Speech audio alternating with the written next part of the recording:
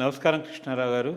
హిందూ ధర్మం, హిందూ మతాన్ని కాపాడడం, మన భక్తుల మనోభావాలని సంరక్షించడం, ఇవన్నీ మన హిందూ మతంలో ఉన్నాయి. కానీ మొన్న ఒక హైకోర్టు రూలింగ్ చూస్తుంటే చాలా ఆశ్చర్యం వేసింది.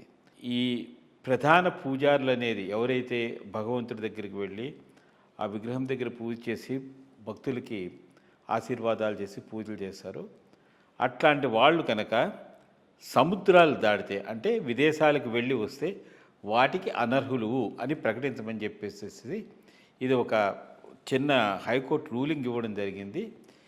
ఇది అసలు ఏ విధంగా సబబు అనేది కూడాను నాకు అర్థం కావట్లేదు. ఎందుకంటే ఇదివరకులో మరి దళిత గోవిందం అని చెప్పారు, ప్రజల దగ్గరికి తీసుకుని వెళ్ళారు.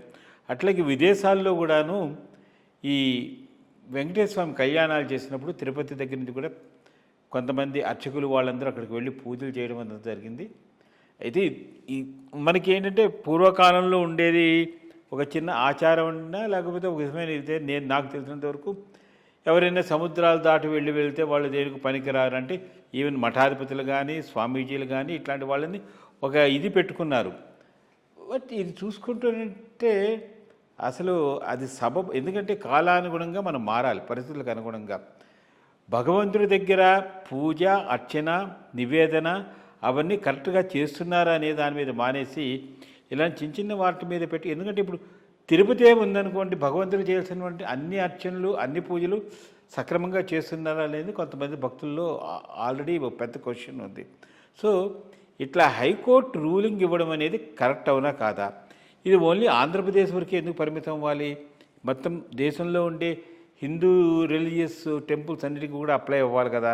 సో దీని మీద అసలు ఇది కరెక్ట్ అవునా కాదా, దీని మీద రిపర్కషన్స్ ఎట్లా ఉంటాయి, హిందూ సంఘాలు దీన్ని ఏ విధంగా స్పందించాలనే దాని మీద చిన్న వివరణ కావాలి.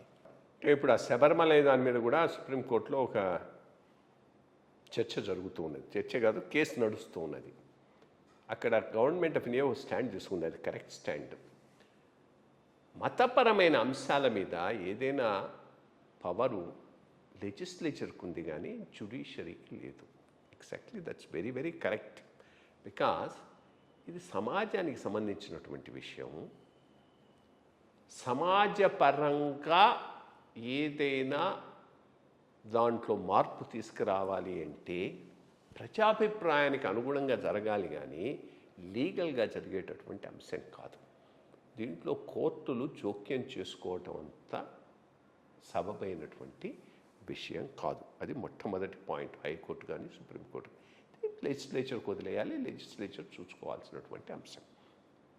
ఇంకా ఈ స్పెసిఫిక్ ఇష్యూకి వస్తే నేను అనుకోవటం, ఏదో ఒక గుడిలో అతన్ని తీసేస్తే నాకు ఆ పోస్ట్ వస్తుంది అనుకున్నవాడు వేసిన కేసులాగా ఉంది ఇది. ఆల్రెడీ విదేశాలకు పోయి వచ్చి ప్రధాన అర్చకుడుగా ఉన్నవాడు ఉంటే ఆ పాయింట్ మీద వాడిని తీసేస్తే నేను అయిపోతాను కదా, కాబట్టి వేసినటువంటి క్వశ్చన్. నువ్వు అన్నట్టు మారే కాలాన్ని బట్టి కొంత మారాల్సి ఉంటుంది. పాతకాలంలో అర్చకులే కాదు, మామూలు వాళ్ళు కూడా పోవటం నిషిద్ధంగా ఉండేది. వాడు ఎవడైనా కనుక సముద్రం దాటిపోయినాడంటే వాడిని వెలివేసిన రకంగా చూస్తూ ఉండేవాళ్ళు. ఆయన ఆఫీసర్ చెప్తూ ఉండేవాళ్ళే, మా నాన్న అప్పట్లోనే ఐఎఫ్ఎస్కు పోవాల్సింది, వెలివేస్తారని భయపడి ఐఎఫ్ఎస్లో జాయిన్ కాలేదు అని చెప్తూ, ఆయన ఆ పైన కొడుకు ఐఏఎస్ అయినాడు ఆయన చెప్తూ ఉండేవాడు. సో అట్లా ప్రతి వాళ్ళు కూడా అది ఒక నియమం. ఇప్పుడు అది అసలు ఇష్యూయే కాదు కదా. Same thing also applies for the temples. So ఇప్పుడు ఆ పాయింట్ను పట్టుకొని బట్ ఒకటి, ఈ సర్కులరు శృంగేరి పీఠం ఇచ్చింది వాళ్ళ దీనికి. సో శృంగేరి పీఠం ఇచ్చిన దాన్ని అన్నిటికీ అమలు చేయమన్నారు.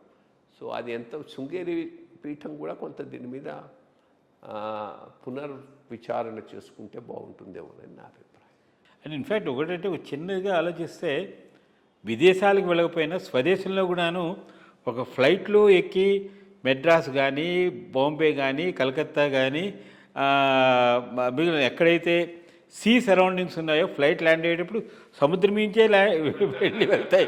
అందువలన ఇది విదేశాలకే కాదు, స్వదేశంలో కూడాను ఫ్లైట్లో వెళ్తే ఇలాంటి విపత్కర సమస్యలు ఏర్పడుతూ ఉంటాయి. అందుకోసమని చెప్పి దీన్ని కొంచెం యాక్చువల్లీ మరి హిందూ సంఘాలు కరెక్ట్గా తీసుకుని ఈ కాంట్రవర్సీని ఇంతటితో ఇది చేస్తే బాగానే ఉంటుంది. బట్ ఇది ప్రజలకు సంబంధించి హిందూ మనోభావాలకు సంబంధించి కాబట్టి మీకు చిన్న ఈ ప్రశ్న వేశాను. బాగానే చెప్పారు. నమస్కారం.